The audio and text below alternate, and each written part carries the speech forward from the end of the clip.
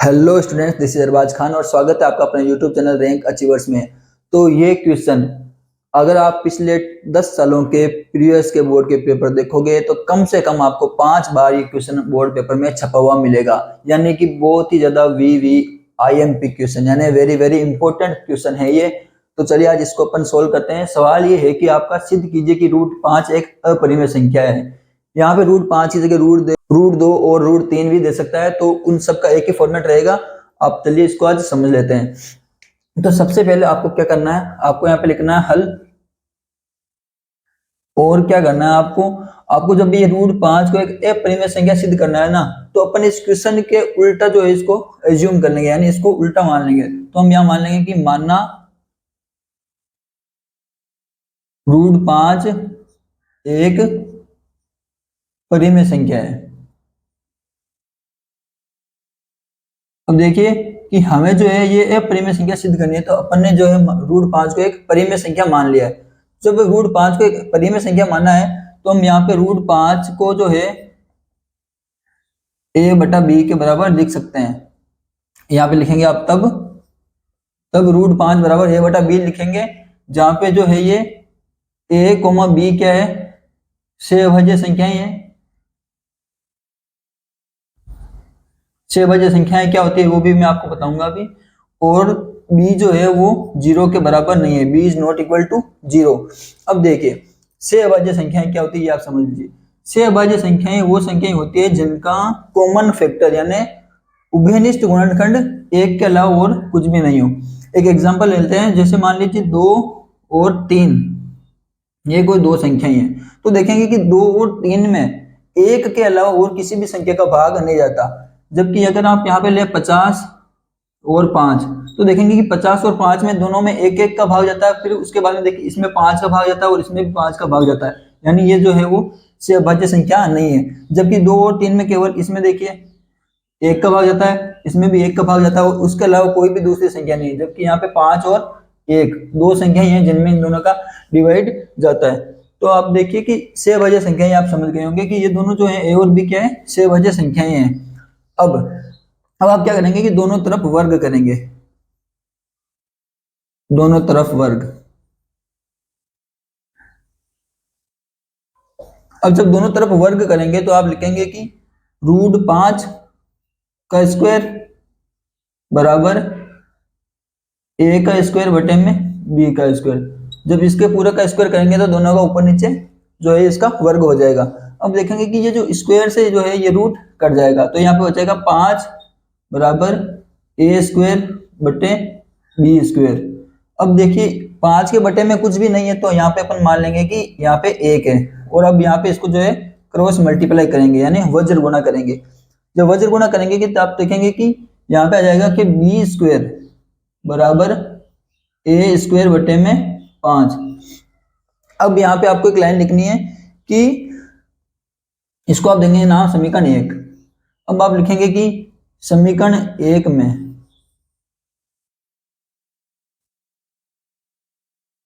a square 5 से विभाजित है,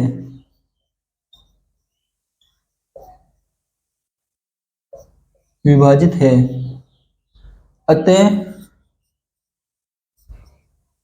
a भी 5 से विभाजित होगा। देखिए कैसे होगा ये। देखिए मान लीजिए कि a की वैल्यू मान लीजिए आपकी 5 है। अगर a बराबर 5 है तो देखिए अगर 25 5 से भाग हो रहा है, यानी a का जो स्क्वायर है वो 5 से भाग हो रहा है, तो क्या ये a 5 से भाग नहीं होगा? क्या 5 में 5 का भाग नहीं जाएगा? क्या जाएगा। तो यही लाइन अपन ने यहाँ पे लिख दी कि समीकरण ये जो 1 है इसमें जो ये a स्क्वायर है ना वो 5 से विभाजित हो रहा है, 5 का डिवाइड जा रहा है, तो ये जो a है ना इसमें भी 5 का भाग जाएगा। तो देखिए जब a के अंदर 5 का भाग जाएगा तो यहाँ पे अपन इसके आगे लिखेंगे कि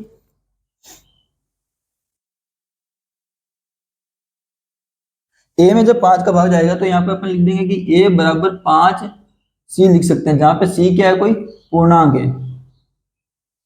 देखिए कैसे लिख देंगे, जब a के अंदर 5 का भाग जाएगा तो ये a जो है वो किसी 5 की किसी संख्या का मल्टीप्लाई होगा, यानी a की वैल्यू मान लो 25 है, तो 25 को आप कैसे लिख देंगे, 5 गुणा 5 लिखेंगे, तो a जो है वो 5 से भाग जा रहा है, तो यहाँ पे c की वैल्यू 5 आ जाएगी। बस ये ध्यान रखना है आपको। अब आपको क्या करना है, जो ये a बराबर 5c आया है ना, a बराबर जो 5c आया है, इसका मान समीकरण 1 में रखेंगे। 1 में रखने पर अब देखिए a बराबर 5c आप यहाँ पे रखेंगे, तो यहाँ पे आ जाएगा ये बी स्क्वायर का बी स्क्वायर बराबर, अब a की जगह रखेंगे आप 5c, तो 5c का मतलब हो जाएगा ये आपका 25c स्क्वायर बटे में ये आ जाएगा आपका 5। अब देखिए 5 से इसको काटेंगे तो ये चला जाएगा इसमें 5 बार, तो अब आपका ये हो जाएगा क्या, बी स्क्वायर बराबर 5c स्क्वायर। अब देखेंगे कि आप जो है यहाँ पे लिख सकते हैं कि सी स्क्वायर बराबर बी स्क्वायर बटे में 5। अब आपको सेम वही लाइन ये लिखनी है यहाँ पे, इसको आप नाम दे देंगे कि समीकरण 2। अब देखेंगे कि समीकरण 2 जो है, समीकरण 2 में क्या है कि बी स्क्वायर जो है वो 5 से विभाजित है, बी स्क्वायर जो है 5 से विभाजित है, तो बी भी 5 से विभाजित होगा, बी भी 5 से विभाजित होगा।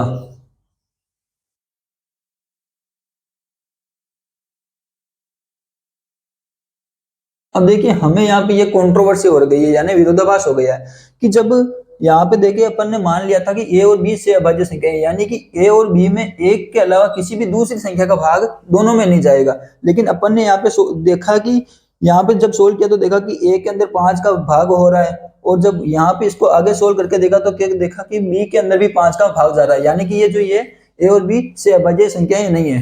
अब जो ये हमें जो कंट्रोवर्सी मिली है, इस कंट्रोवर्सी यानी ये जो विरोधाभास हुआ है, तो हम यहाँ पे इसके बाद में एक लास्ट लाइन लिखेंगे कि यह विरोधाभास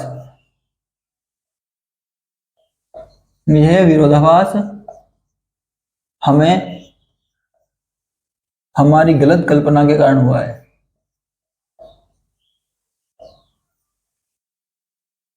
गलत कल्पना के कारण हुआ है, अतः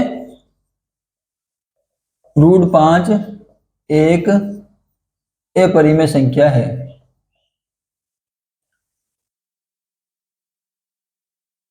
ऐसे आप जो है इस क्वेश्चन को सोल्व करेंगे। एक बार आप वापस देख लीजिए रिकैप में जल्दी से। जब आपको क्या करना है कि सबसे पहले √5 को एक परिमेय संख्या मान लेना है। जब आप इसको परिमेय संख्या मान लेंगे तो आपको √5 जो है वो a बटा b के रूप में लिखेंगे, और a और b जो है यहाँ पे क्या होगी, से अभाज्य संख्या होगी, यानी कि इन दोनों के बीच में सिर्फ एक संख्या है जिसका इन दोनों में डिवाइड जाएगा, उसके अलावा कोई भी संख्या नहीं होगी, और वहां पे जो b का मान 0 नहीं होना चाहिए।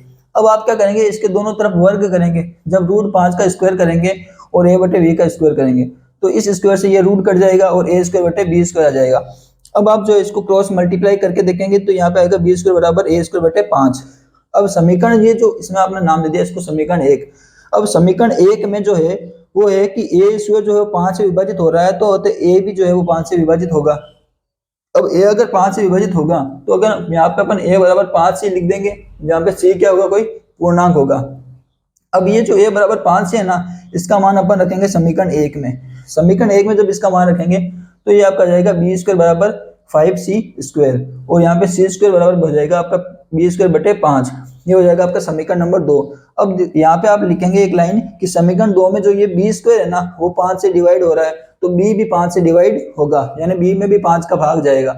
और जब b में 5 का भाग जाएगा यानी a और b दोनों में 1 का भाग तो जा ही रहा है, उसके अलावा 5 का भाग भी जा रहा है। जब दो संख्याओं का भाग जाएगा तो ये से अभाज्य संख्या नहीं होगी, और ये से अभाज्य संख्या नहीं होगी तो ये जो हमें जो कंट्रोवर्सी मिली है, यानी ये जो विरोधाभास हुआ है, क्योंकि अपन ने तो यहाँ पे इनको से अभाज्य संख्या लेके चला था, लेकिन ये आगे जाके प्रूव हो रहा है कि इससे अभाज्य संख्या नहीं है। तो ये विरोधाभास हमें जो है हमारी गलत कल्पना, ये जो अपन ने माना था यहाँ पे एक परिमेय संख्या, उसके कारण हुआ है। तो ये जो √5 है ना वो एक अपरिमेय संख्या होगी। ये क्वेश्चन जो है काफी टाइम जो है बोर्ड एग्जाम में पूछा गया है, तो काफी इंपॉर्टेंट क्वेश्चन है, आप इसको बहुत अच्छे से देख लीजिए। Thank you so much.